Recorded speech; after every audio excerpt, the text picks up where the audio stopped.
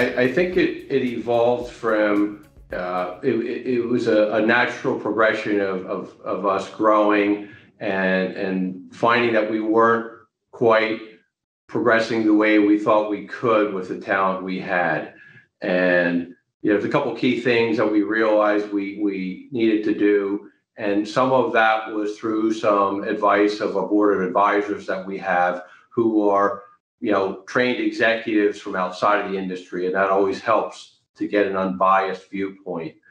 But we felt we needed to be really clear on our strategic objectives and make sure that they're unambiguous and that those are communicated to our team, our senior managers throughout.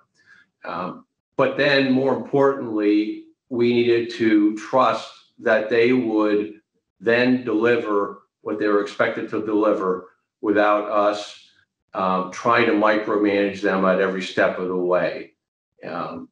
So the first key point was on us to get them strategic, clear objectives so that they knew where they were going. But then Russ was put on them, and it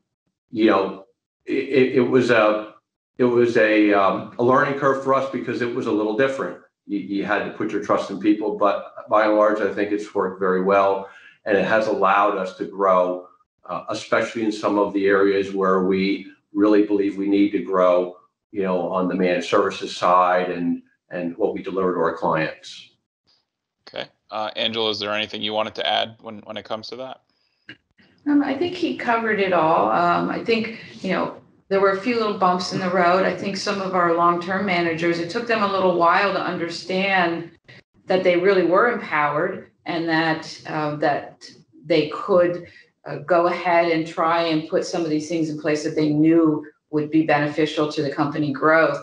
But once they saw the things in motion, it just was exponential after that point. So it was a little slow of a start for everybody to understand that this was truly happening. And once they were on board, it just took off. Okay.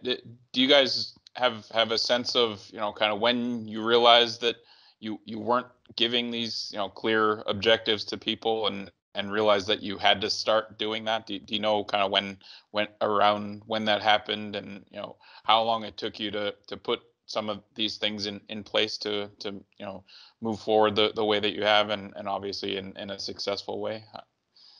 Well, I think some of it happened as a result of some business downturn.